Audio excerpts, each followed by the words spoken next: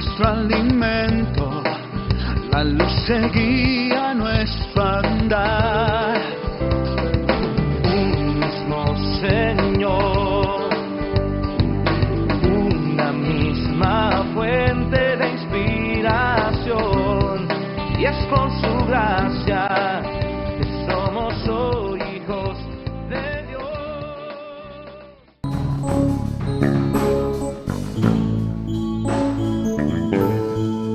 Desde el fondo del mar, del más alto lugar, del más hondo abismo, te alabaré. Desde mi corazón, fuerte o débil esté, cada instante de mi vida, con gozo yo diré que tú eres la roca eterna, Señor, sobre cielo y tierra tú eres Dios. Que toda criatura adore, que toda nación se postre a ti, tú eres Dios. Desde el fondo del mar, del más alto lugar, del más hondo abismo, te alabaré. Desde mi corazón, fuerte o débil esté, cada instante de mi vida, con gozo yo diré que tú eres la roca eterna, Señor, sobre cielo y tierra tú eres Dios. Que toda criatura adore, que toda nación se postre a ti, Señor, y tú eres Dios. Que tú eres la roca eterna, Señor, sobre cielo y tierra tú eres Dios. Que toda criatura adore, que toda nación se postre a ti, Señor, y tú eres Dios.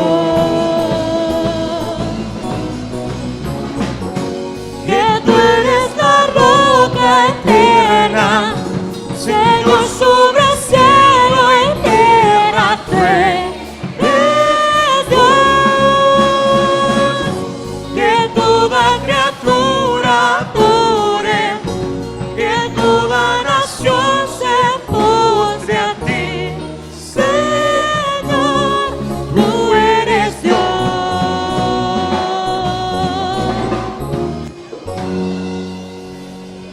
Amén. ¿Pueden tomar su lugar, hermanos?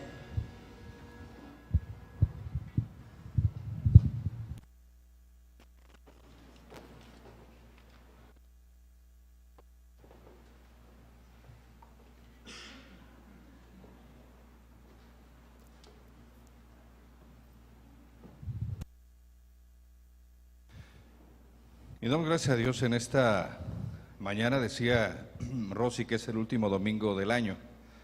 Muchas familias están fuera de la ciudad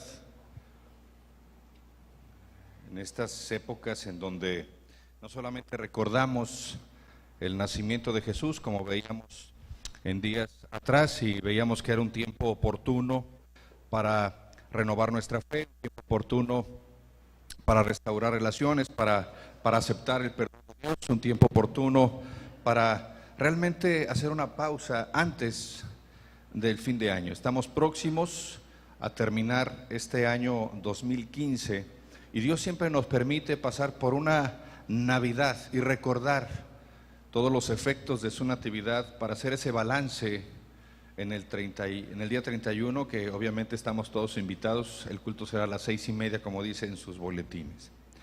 Pero particularmente hoy es el último domingo del año. Un año en donde hemos vivido muchas cosas, buenas, malas, difíciles, pero no importa cómo hayan sido las circunstancias. Yo creo firmemente que en cada circunstancia, por más difícil que parezca, siempre hay una oportunidad para ver la mano de Dios, para poder crecer, para poder madurar, para poder ser un reflejo de Dios. Dios ha estado hablando fuertemente a la iglesia, particularmente en los últimos 3 domingos. Recuerden que Dios ha dado palabra especial por lo que Dios quiere que hagamos como iglesia en el 2016. Y Dios nos hablaba desde el primer domingo de este mes de que la iglesia está siendo probada. Cada uno de nosotros estamos siendo probados. Dios quiere que pasemos por esa prueba y quiere fortalecernos, quiere ver de qué estamos hechos, quiere ver cómo es nuestra fe y nuestra paciencia, nuestra esperanza en Él. Veíamos que el anhelo de Dios es que seamos como Él es. Nosotros somos llamados, somos rescatados, somos salvados para ser un reflejo de su gloria, para ser imitadores de su carácter, para seguir su ejemplo, para seguir sus pisadas, para hacer la diferencia en un mundo en decadencia. Dios no quiere religiosos, hemos aprendido. Dios quiere personas, hombres y mujeres, jóvenes, que tengan una relación real y verdadera con Él. Dios busca un pueblo en donde reinar. Dios busca un pueblo a través del cual ser adorado. Y Dios busca adoradores que le adoren en espíritu y en verdad. Y el domingo pasado hablábamos de cómo Dios nos permite entrar a nuestro Getsemaní, que es el momento de la toma de decisiones. Y nos permite entrar en nuestro Getsemaní para poder entrar en la perfecta voluntad de Dios. El conocer la voluntad de Dios, el saber qué es lo que Dios espera de nosotros, no quiere decir que estemos entrando en esa voluntad profunda de Dios y llevándola a cabo. Dios quiere una entrega total, quiere el control de nuestra vida. Dios anhela que seamos ese pueblo guiado por el Espíritu Santo. Luego entonces, en este domingo del año, en este último domingo del año, ha llegado la hora de la verdad.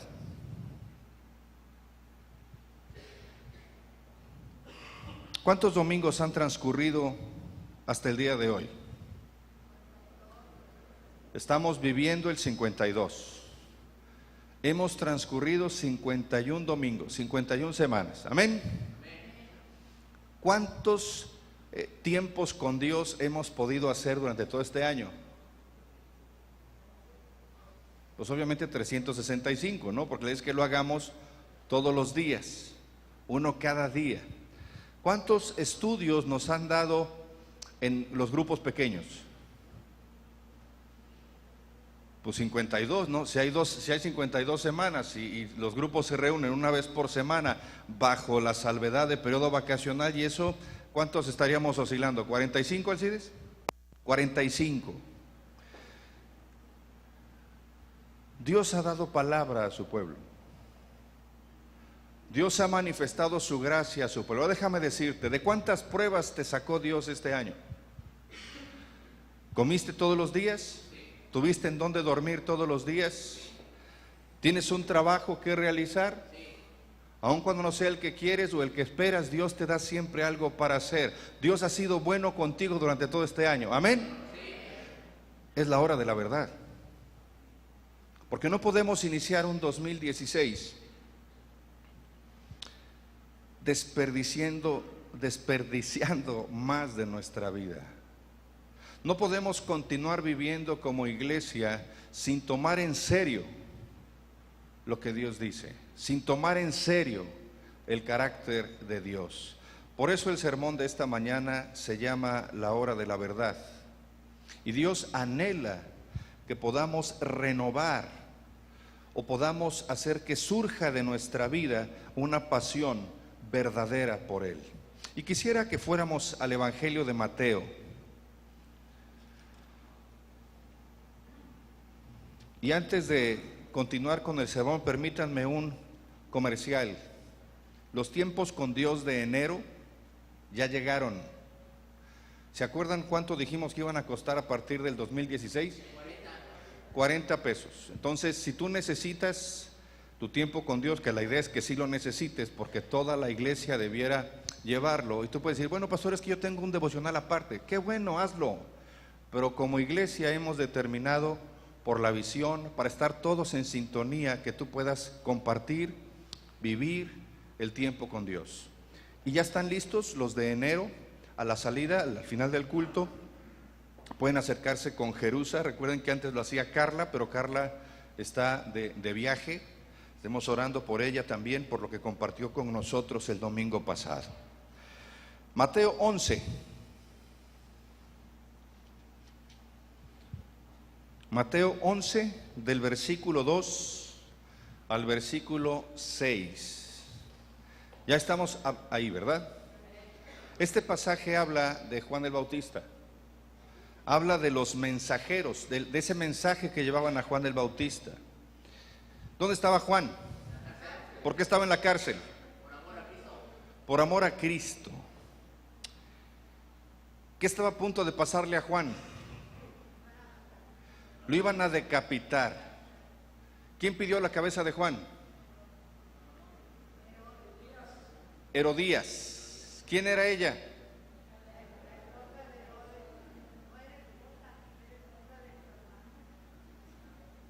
Qué tremendo.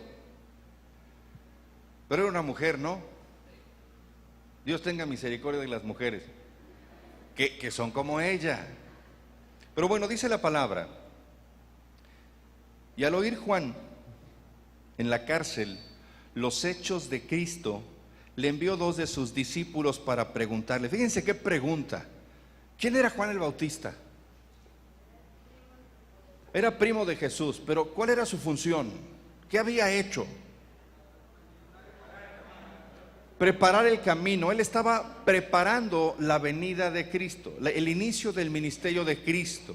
Decía, yo predico la palabra, pero vendrá otro que yo no soy digno ni siquiera de desatarle las sandalias. Yo los bautizo con agua, pero aquel que va a venir después de mí los va a bautizar con el Espíritu Santo. Juan el Bautista era un profeta. Juan el Bautista, ¿de qué se alimentaba? Langostas y miel silvestre. ¿Cómo se vestía? Con piel de camello y un cinturón de cuero. Él era algo así como un ermitaño, un bosquímano. Pero él dedicó su vida a compartir la palabra de Dios. Y ahí estaba, fíjense, estaba compartiendo la palabra de Dios, estaba compartiendo la venida de Cristo, estaba preparando el camino y de repente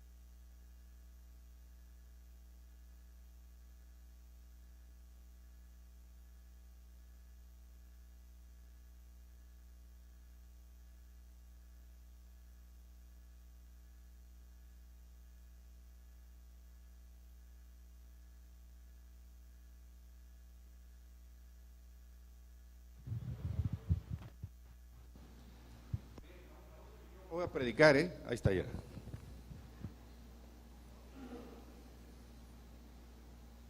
Envió 2 de sus discípulos a Jesús.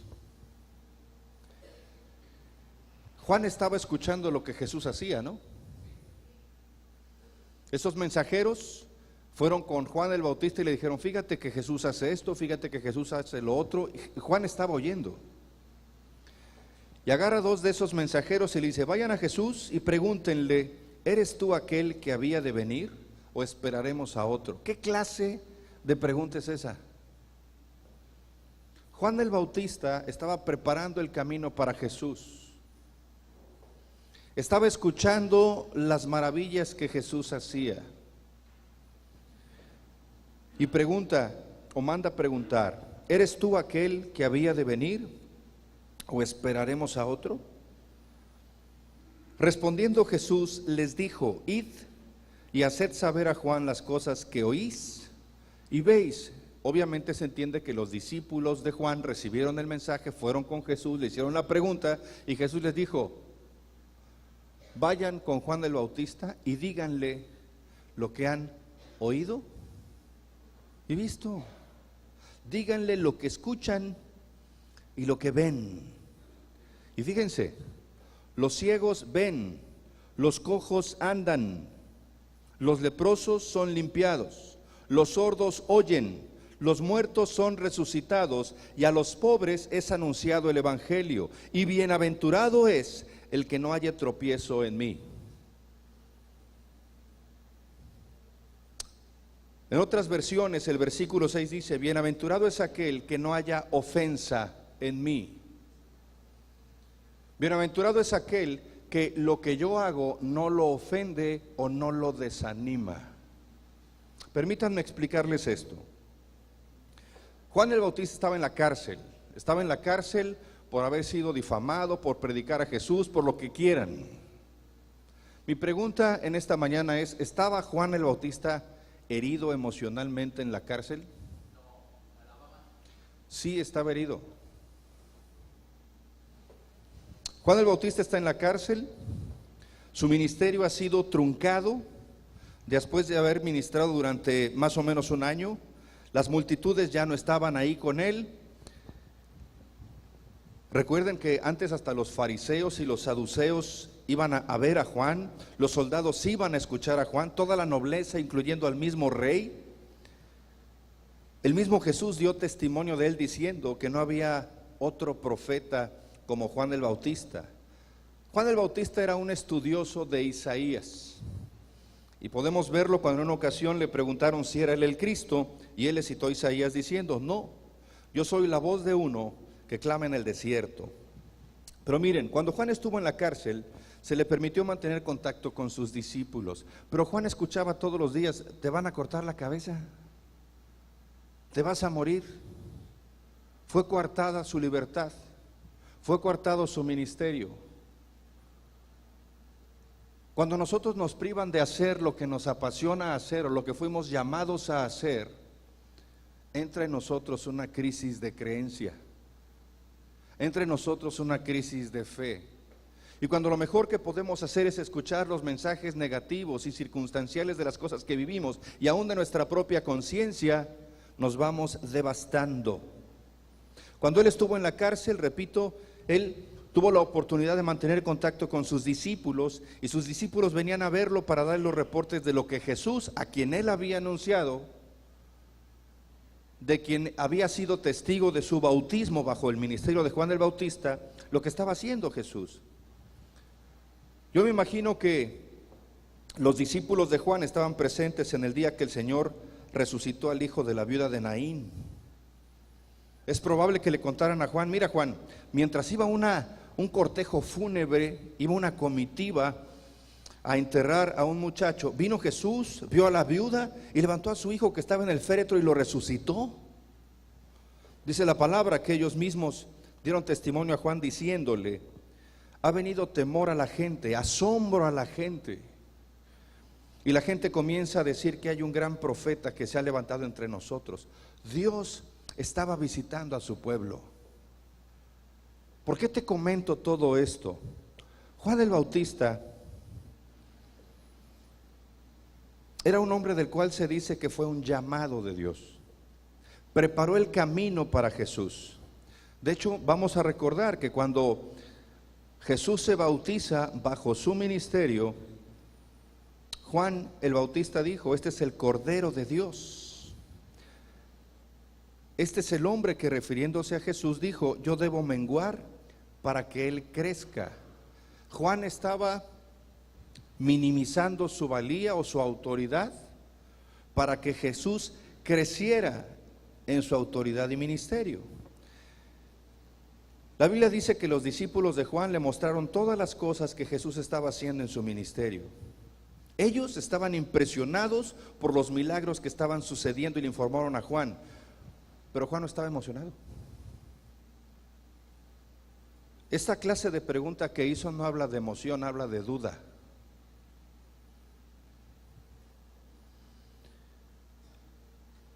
¿Eres tú aquel que había de venir o esperaremos a otro?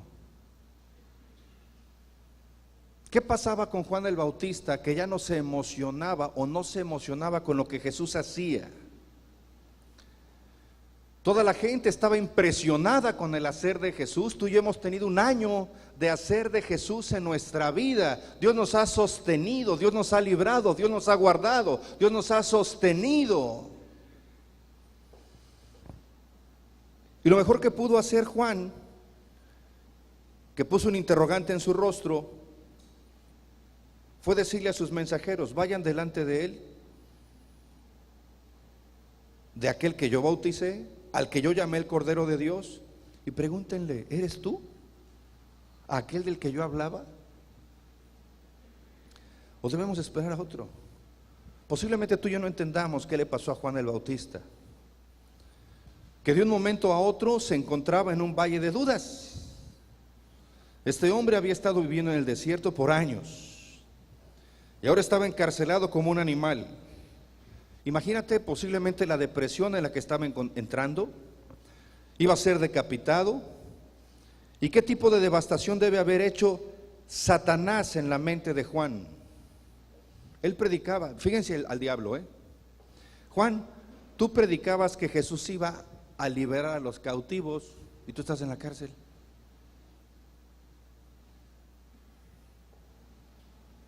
¿Por qué no ha venido a ti, Juan?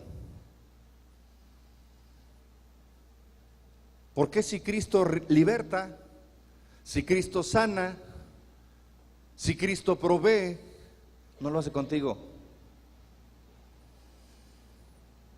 Y entonces en ese momento empieza a escuchar los testimonios del ministerio de Jesús.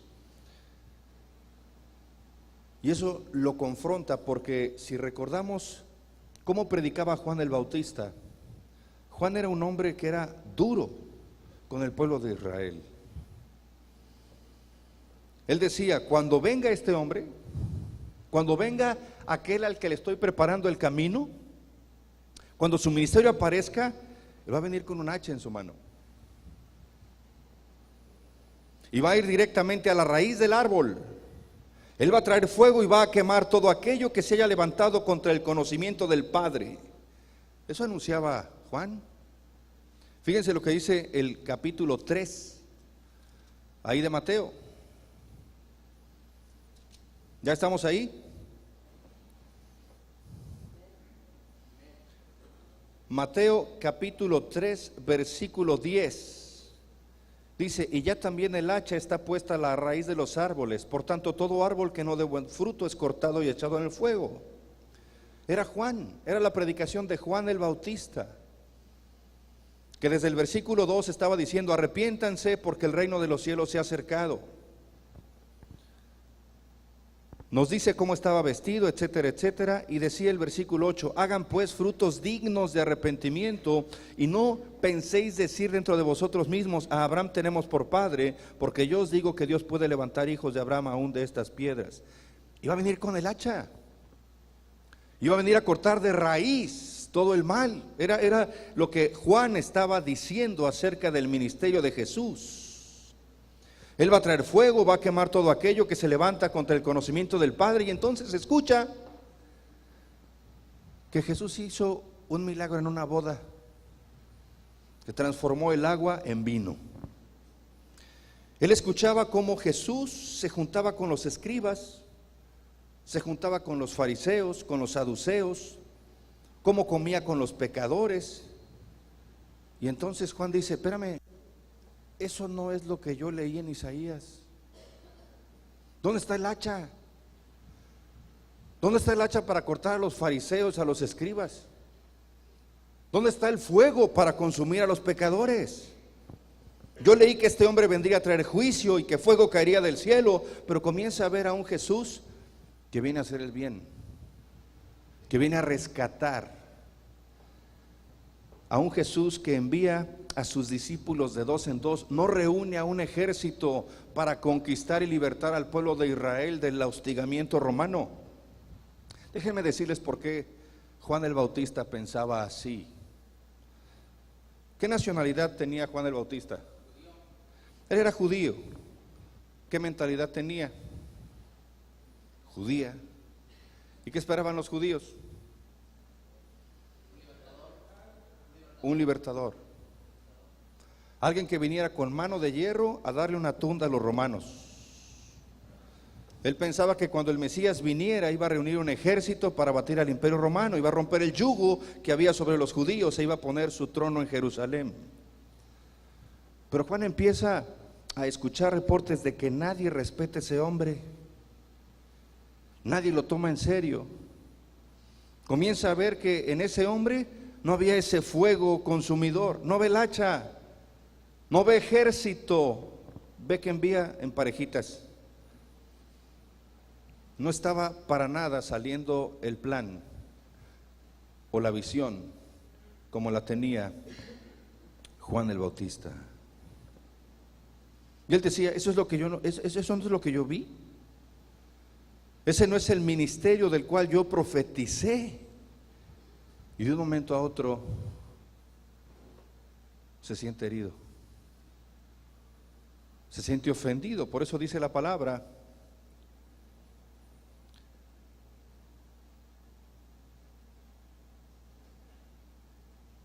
lo que el Señor Jesús dijo: bienaventurado aquel que no haya tropiezo en mí, bienaventurado aquel que no se hiere por lo que yo hago. Y les voy a decir por qué. Porque Dios tiene su método, su plan, su estrategia y su tiempo. Y el que no coincida contigo y conmigo en estrategia, plan y tiempo, no quiere decir que no vaya a darse aquello que ha profetizado y aquello que nos ha llevado a ver en visión.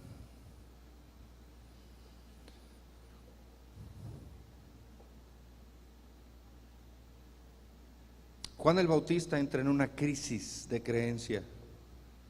¿Eres tú al que habíamos de esperar? ¿Eres tú aquel de quien profeticé? ¿O debemos esperar a otro? Juan empieza a tener dudas porque sus expectativas no están cumplidas. ¿Sabes, hermano, que todos los conflictos del ser humano se dan porque nuestras expectativas no están satisfechas? Hay fragmentos familiares porque las expectativas de los miembros de la familia no están satisfechos. Hay fragmentación en la iglesia porque las expectativas de las personas que se fragmentan no están satisfechas. Hay crisis en el gobierno, en la sociedad, en las escuelas, entre maestros. Las huelgas de los maestros se dan porque las expectativas suyas no están satisfechas. Yo renuncio a un trabajo porque mis expectativas no están satisfechas. Todo lo negativo en este mundo, en esta vida, se da porque mis expectativas no están satisfechas. ¿Por qué se van los hijos de casa? Porque sus expectativas no están satisfechas. O porque son demasiado grandes ya para que los sigan manteniendo. Pero muchos de los conflictos se dan porque nuestras expectativas no están satisfechas. Y puede ser que tus expectativas durante este año no hayan sido satisfechas. Y puede ser que estés con dudas, deprimido, frustrado, que hayas perdido el enfoque de Dios para tu vida, que hayas perdido el fuego de Dios para llevar a cabo la visión y el ministerio que Dios te ha dado en el lugar donde Dios te ha puesto.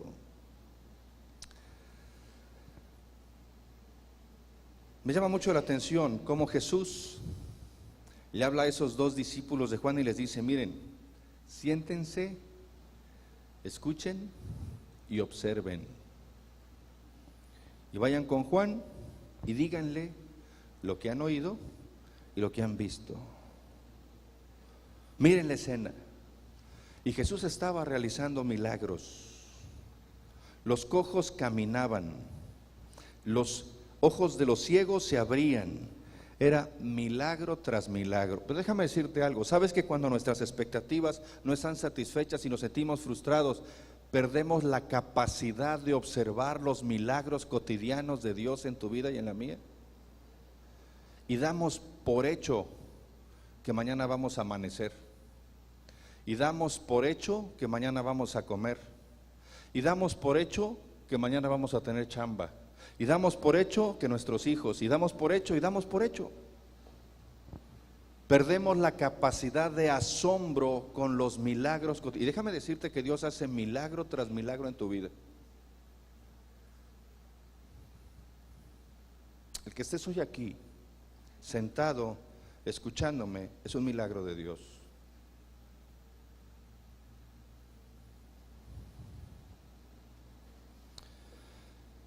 Jesús llama a esos discípulos y les dice: díganle a Juan lo que ustedes ven. Díganle a Juan que el evangelio está siendo anunciado y que por ese anunciamiento del evangelio las necesidades están siendo suplidas.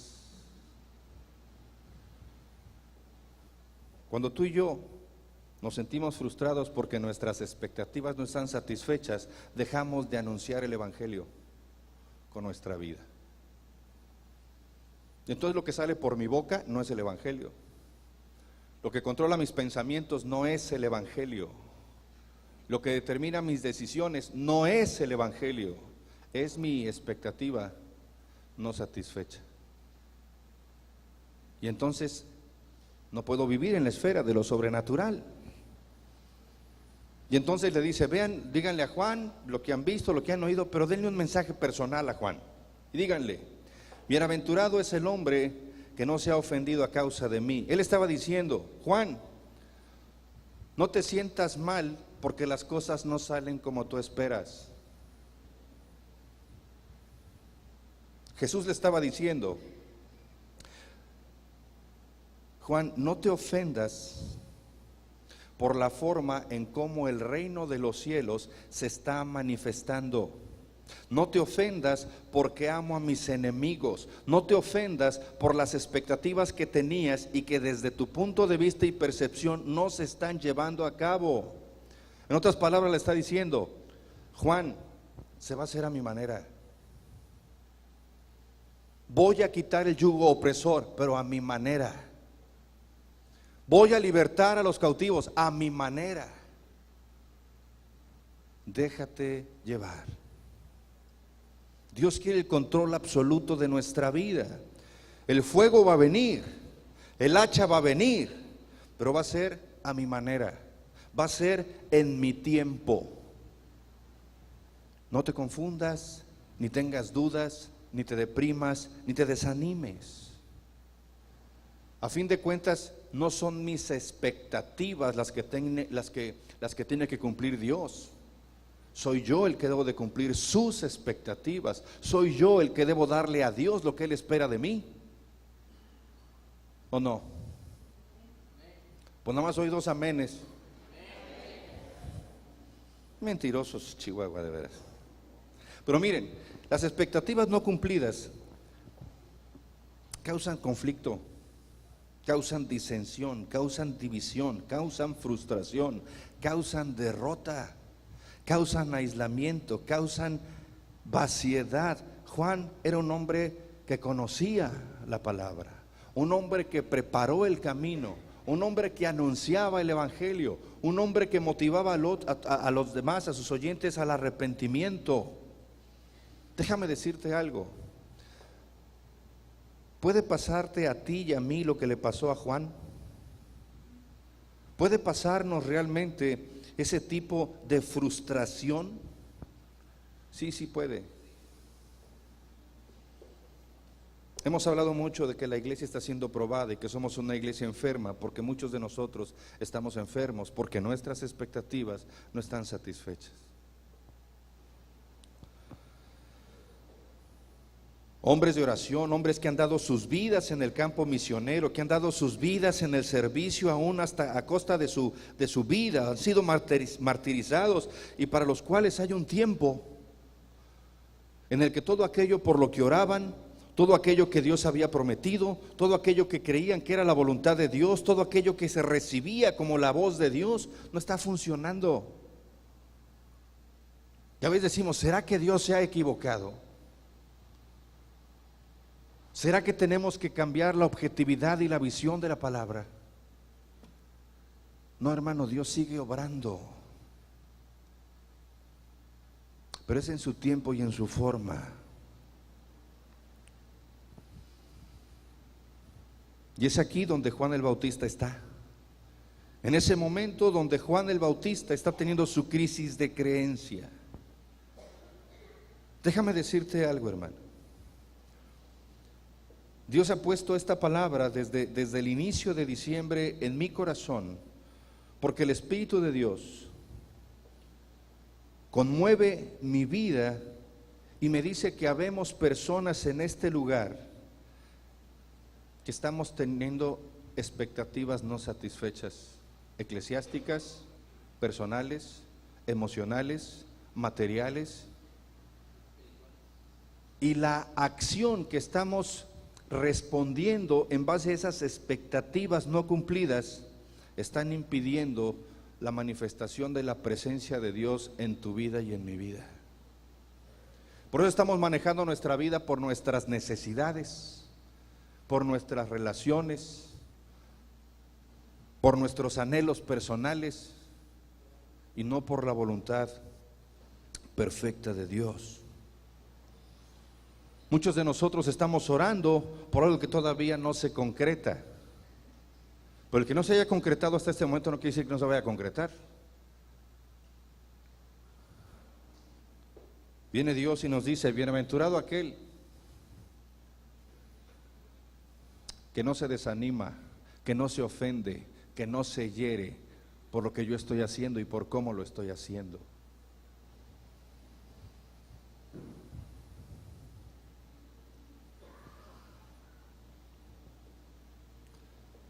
No podemos enfadarnos porque las cosas no salen como esperamos.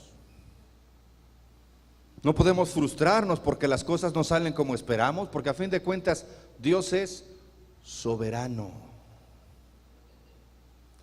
Y Él sabe el cómo, el tiempo, la forma. Pero mientras Él ejecuta las cosas que tú y yo no podemos ver, tú y yo tenemos que seguir adelante, firmes en el lugar donde Dios nos ha puesto para llevar a cabo la obra que Él nos ha puesto en las manos.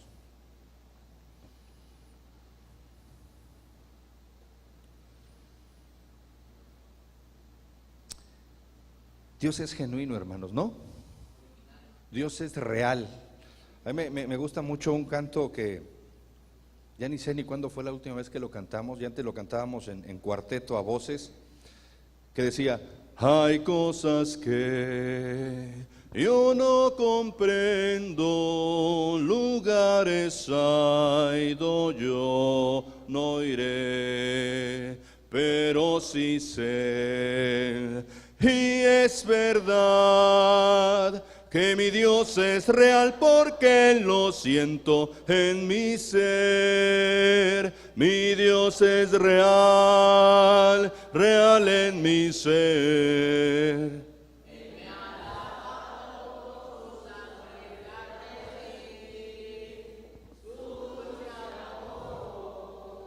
Es para mí. Mi Dios es real porque lo siento. Ya me desafinaron ustedes. Pero fíjense qué interesante. Nuestro Dios es real porque lo sentimos en nuestro ser. Pero la idea es que no haya otro sentimiento generado por mis expectativas no satisfechas que me haga vivir como si Dios no fuera real. Puede ser que ni tú ni yo comprendamos por qué las cosas no salen como esperamos. Puede ser que tú y yo no entendamos por qué las personas reaccionan de una manera que no esperábamos. Pero Dios es real. Dios es soberano. Y Él dice: bienaventurado aquel que confía, bienaventurado aquel que persevera, bienaventurado aquel que no se ofende, que no se hiere por causa del cómo hago las cosas. Dios es genuino, Dios es real. Aun cuando las cosas no estén sucediendo como creíamos que iban a suceder. Las respuestas a lo mejor no llegan en el tiempo que esperabas. Y hay preguntas dentro de tu alma: ¿por qué, Señor? ¿Dónde está tu promesa? ¿Por qué no llega tu promesa? Y Dios te dice: Juan, tranquilo. Va a venir el fuego, va a venir el hacha, va a venir la promesa. Pero va a ser a mi manera. Pero mientras llega, toma tu lugar. Mientras llega, dame el control completo de tu vida. Mientras llega, entra en mi perfecta voluntad. Déjame decirte que hace como 15 días tuve la oportunidad de ministrar a un joven que venía de otra iglesia. Y él estaba sumamente quebrantado, sumamente mal. Y él me compartía que hace años Dios había puesto una inquietud en su corazón, y le había dado una visión y él tenía una promesa de Dios. Y él estaba seguro de que Dios quería hacer algo grande en la vida de este joven. Él deja la ciudad, deja su familia, lo envía a otro lugar y él estuvo ahí años. Y cuando llegó a ese lugar, él no fue recibido. Ni su familia fue recibida tampoco. Ni ninguna de las cosas que él creía que Dios le había dicho sucedieron. Y eso hizo que se llenara de temor, que se sintiera rechazado, que dejara de dar fruto con su vida. Y se puso o se volvió tan desanimado que volvió a la pornografía, de donde Dios lo había rescatado. Estaba decaído, desalentado, sentía dolor, sentía que todo lo ofendía dentro de su corazón. Incluso él me decía que cuando estaba en aquel lugar decía: Dios, ¿por qué me enviaste a un desierto y dejaste que me secara? Y dejó su lugar. Y realmente Dios no provocó que se secara, se secó porque dejó su lugar. Porque cuando perseveramos, aun cuando nuestras expectativas no están satisfechas, Dios nos da un oasis de paz. Y recuerden que la palabra de Dios dice que de nuestro corazón fluirán ríos de agua viva. Pude hablar con este joven, sigo hablando con este joven, pero él está renovando su fe. Y yo me pregunto en esta mañana, a ti que te estoy hablando y a mí que me habló Dios,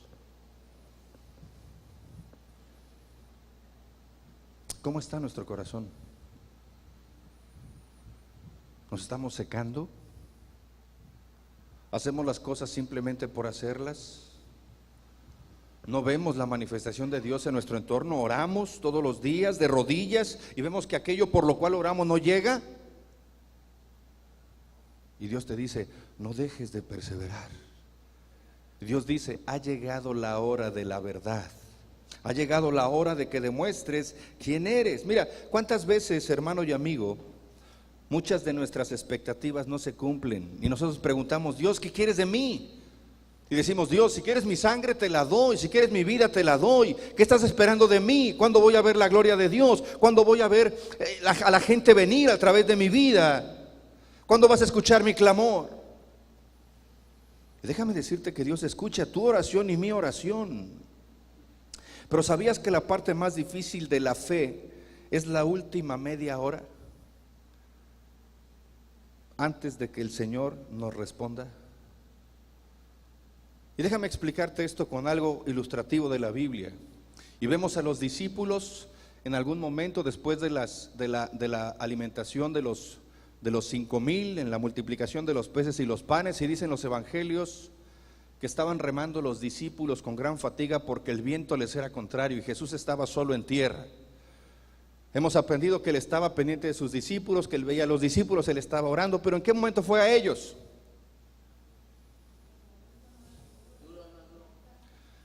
En la cuarta vigilia de la noche, que es el momento más oscuro de la noche antes de que se despunte el amanecer.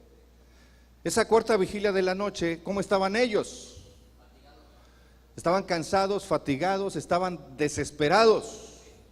En otra ocasión le dijeron al Señor que estaba dormido en el barco, le dijo: oye, levántate, ¿que no te da temor de que nos hundamos? Siempre en el momento antes de que Dios vaya a mover su mano y hacer un milagro, en esa última media hora de fe es cuando más crisis tenemos como seres humanos. En esa última media hora de la prueba, justo antes, cuando Dios nos va a responder, cuando estamos a punto de renunciar, claudicar, de rendirnos, es cuando Dios comienza a actuar. Pero Dios quiere que permanezcamos. ¿Sabes cuál es la evidencia de la incredulidad? Que dejamos de orar. que nos rendimos acerca de la visión y de la promesa de Dios para nuestra vida.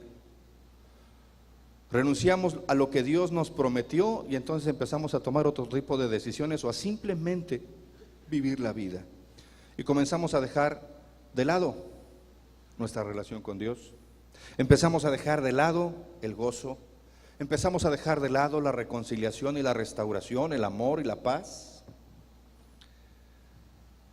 En esta mañana, en este último domingo del año, tengo una palabra directa desde el trono de Dios para ti y para mí. No renuncies.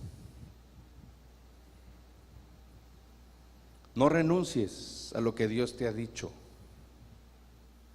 No renuncies al lugar donde Dios te ha puesto. No renuncies a los dones que Dios te ha dado. No renuncies. No renuncies a la promesa que Dios ha dado a nuestro corazón y a la visión, porque eso es una mentira del diablo. Escucha a Dios que dice, sé paciente. Eso es lo que Jesús le dijo a Juan. Juan, ten paciencia conmigo. Yo sé quién eres, Juan, le dijo Jesús, conozco tu corazón. Sigue profetizando. Imagínense que Dios viene, Jesús, a cada uno de nosotros y nos dice, Tony, sé paciente, Tony. Yo conozco tu corazón. Sigue adelante. Y así con cada uno de nosotros. Dios está presente, es vigente.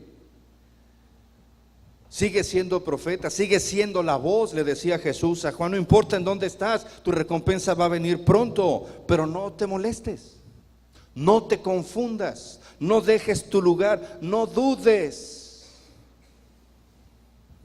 Muchas veces estamos ofendidos, lastimados, frustrados, y de repente hay algo de nuestro corazón que empieza a moverse. Y nos sentimos así. Y la razón, hermano, es porque no estamos fortaleciendo nuestra raíz. No estamos fortaleciendo nuestro cimiento. Necesitamos fortalecer nuestras raíces al profundizar en la palabra. El problema de nosotros es que basamos nuestra vida en resultados. Y cuando los resultados no se dan como queremos, nos frustramos. Pero la vida de un hijo de Dios no debe estar basada en resultados, debe estar basada en el Señor, basada en su palabra, en el atender a la palabra, en buscar a Dios, en vivir en la plenitud de Cristo. Eso es nuestro enfoque, no los resultados. Los resultados vendrán cuando tú y yo entendamos lo principal, que es crecer a la semejanza de Jesucristo. Por eso, aquellos que se esfuerzan día a día por buscar a Dios, por profundizar en la palabra, por sentir la plenitud de Cristo, no importa lo que venga. Por eso Pablo, fíjense, Pablo alababa en la cárcel, Juan el Bautista dudaba en la cárcel. Juan el Bautista fue el que preparó el camino para el Señor. Y Pablo había sido perseguidor de la iglesia.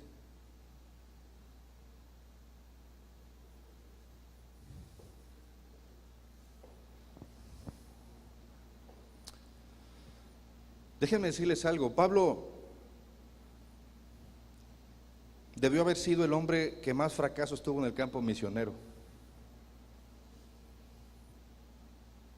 Y cuando Dios quiso conquistar Roma, no envió un ejército, envió un hombre.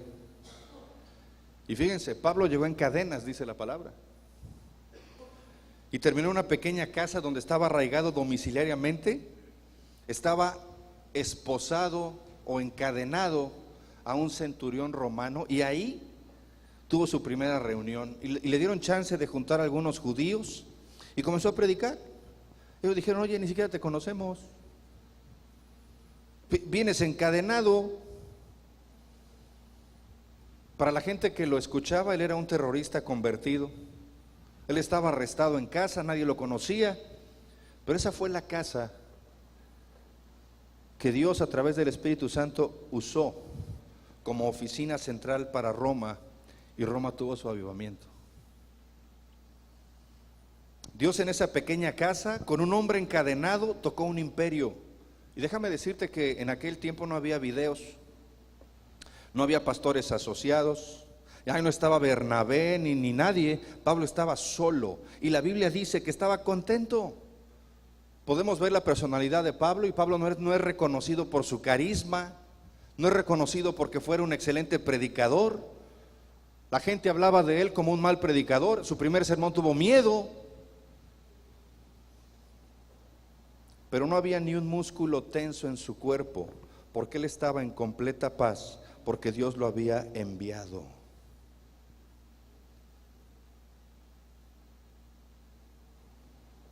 Pablo tenía pasión por Dios.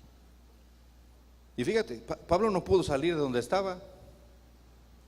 No pudo ni salir al mercado a comprar provisiones, ni usar publicidad, ni nada. Pero aún así, él generó un avivamiento. Déjame decirte algo, hermano. Dios te puso y me puso aquí, y Él va a moverse. Ese es un tiempo de visitación de Dios, pero va a moverse como Él quiera. Y tú tenemos que perseverar, ocupar nuestro lugar y permanecer. Tú y yo solamente tenemos que estar en Jesús, ocupando nuestro lugar, profundizando la palabra cada día, buscando su plenitud cada día, orando cada día. Y si es necesario, voy a ofrecerme a mí mismo. Y Dios va a hacer lo demás. Nuestra vida ya no puede estar enfocada en resultados, sino en Dios. No hay otra forma, hermano. No hay otra forma de que nuestras expectativas estén satisfechas. Y déjame decirte algo, Dios no está buscando un plan, Él ya tiene su plan. ¿Sí sabías eso? Él está buscando un pueblo. Dios ya tiene la estrategia, Dios ya tiene su plan, y tiene los recursos, y nos da lo que necesitamos, no siempre lo que queremos. Dios está buscando hombres, Dios está buscando mujeres contentos, plenos, satisfechos en Cristo, que sepan que han sido llamados, sin contradicciones, sin preguntas. Señor, a donde quiera que vayas. Señor, lo que me pidas. Señor, dime rana y yo brinco. Él no busca un plan, Él busca un corazón que diga: ¿sabes qué, Dios? Tú me llamaste para ti, y voy a conocerte como nadie te ha conocido. Eso es nuestro llamado, a conocerlo. Dios no está contando solo números en la iglesia, hermanos. Está viendo la transformación de los corazones de la iglesia. Fíjense lo que decía Pablo: que yo pueda conocerlo, que pueda saber quién es. Tengo todo por basura con el simplemente hecho de conocerlo, de aferrarme a Dios. Y en ese momento Dios va a enviar gente a ti para que tu vida fructifique. Dios va a enviar gente a mí para que mi vida fructifique. Gente que esté dispuesta a conocerlo como yo lo conozco, como tú lo conoces. Dios no va a enviar gente si tú no conoces a Dios como Él quiere que lo conozcas. Si no estás dispuesto a hacer lo que Él quiere que hagas. Déjame decirte algo, hermano, que dijo un gran predicador. Y él decía: tú llénate de fuego, quémate, y la gente va a venir a verte arder.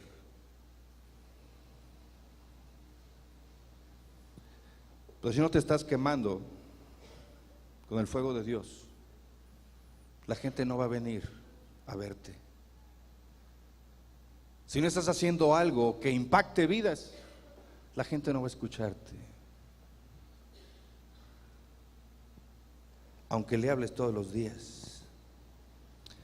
Yo creo firmemente que el Espíritu de Dios está aquí.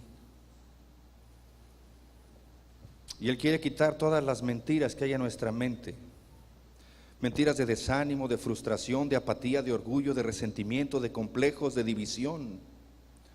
Porque el diablo está tratando de derribarte. Y déjame decirte que si tú caes, cae la iglesia. Porque tú eres la iglesia.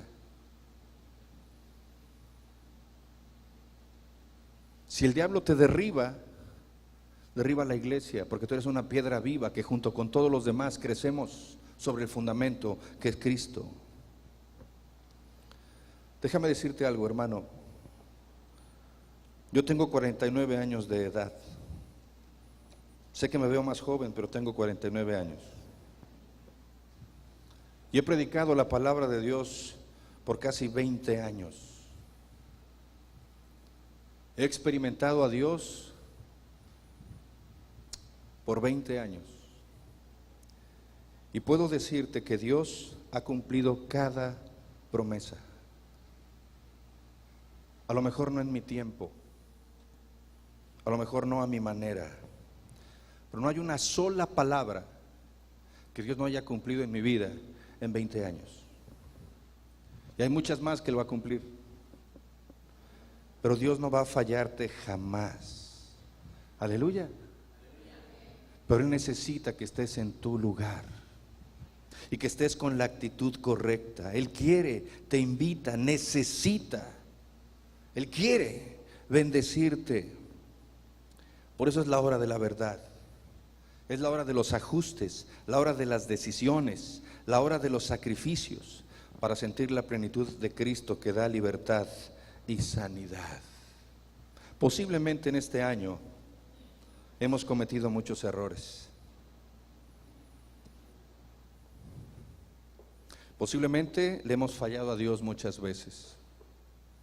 Posiblemente has dicho cosas, he dicho cosas que no salen de un corazón pleno de Dios. Hemos pensado cosas que nos apartan de su voluntad. No importa lo que haya ocurrido durante este año. Lo que sí importa es que Dios hoy está aquí y ha llegado la hora de la verdad. Y Dios quiere renovar tu vida, renovar la mía, renovar a la iglesia, tomando nuestro lugar, renovando esa pasión por Jesucristo. ¿Quiénes irán?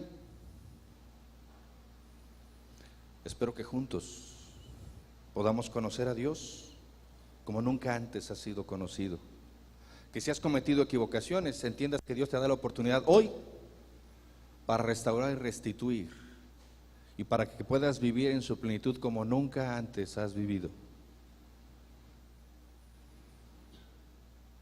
Pero recuerda que el momento más difícil de la fe es la última media hora, cuando Dios va a obrar un milagro. Y yo te invito, hermano, a que juntos nos quememos, no con la gente, sino con el fuego del Espíritu, y que la gente venga a ver cómo nos quemamos. Que la gente venga a ver lo que está pasando en tu vida y en la mía, porque le creemos a Dios que nos dice: bienaventurado el que no haya ninguna causa de desaliento, de frustración, de disensión, por el cómo hago yo las cosas. Dios es real, soberano, está aquí y nos llama a hacerle diferencia, no a vivir una vida religiosa. Nos llama a quemarnos. Así que inclina tu rostro, cierra tus ojos y aceptemos la invitación de entrar en el fuego, en el horno de Dios. Señor y Padre eterno, damos gracias en esta mañana por la oportunidad que nos das de ir a tu palabra, Dios, y también darnos la oportunidad de renovar nuestra pasión por ti. Gracias porque nos has permitido llegar a este último domingo del año. Pero también enfrentamos, Dios, la hora de la verdad. Y la decisión es vivir en mi verdad o percepción y seguir atado, estancado y con mis expectativas no satisfechas? ¿O vivir en tu verdad que me da libertad y la plenitud tuya, no enfocándome en los resultados, sino en ti, con el anhelo de conocerte más, de asirnos más a ti y de ser un reflejo de tu imagen? Padre, tú conoces a todos y cada uno de mis hermanos, conoces nuestras circunstancias personales, conoces nuestros temores, conoces nuestros resentimientos, nuestros complejos, nuestras dudas, conoces nuestras quejas, Dios, pero también nuestros anhelos. También conoces nuestra fragilidad humana, Padre. Permite que tu Espíritu Santo venga y nos toque, y que podamos restaurar y restituir y prepararnos para ese nuevo comienzo, para esa expectativa tuya que tienes para cada uno de nosotros. Gracias, Dios, porque nos das la oportunidad de soñar tus sueños, que están basados no en nuestra fuerza o capacidad, sino en la esfera de lo sobrenatural. Ayúdanos a entrar ese fuego, Dios, y a quemarnos y hacer la diferencia en nuestra vida. Hermano y amigo que estás aquí, hoy no voy a pedirte que te pongas de pie. Tampoco voy a pedirte que vengas aquí al frente. Pero sí voy a pedirte que allí en tu lugar, en la intimidad de tu corazón, le pidas a Dios que pueda arder el fuego de su Espíritu en tu vida como nunca antes. Que le pidas a Dios que te ayude a conocerlo como nunca antes lo has conocido, y que estés dispuesto a morir para que la plenitud de Cristo se manifieste en tu vida, en tu hogar y en tu iglesia, y que todo lo que hagamos juntos glorifique a Dios, no porque damos buenos resultados, sino porque buscamos darle la honra, la gloria a través de nuestra excelencia. Tómanos, Dios, escucha nuestro clamor, permítenos ser esa voz que clama, a lo mejor desde el desierto de nuestra vida, pero ayúdanos a quemarnos en ti, Dios, con el fuego de tu Espíritu, para ser una extensión de tu brazo poderoso. Tómanos, bendícenos, ministranos y permítenos, Dios, que en este 2016 verdaderamente glorifiquemos tu nombre en integridad y con la plenitud de tu presencia, porque en Cristo Jesús lo pedimos y damos gracias. Amén.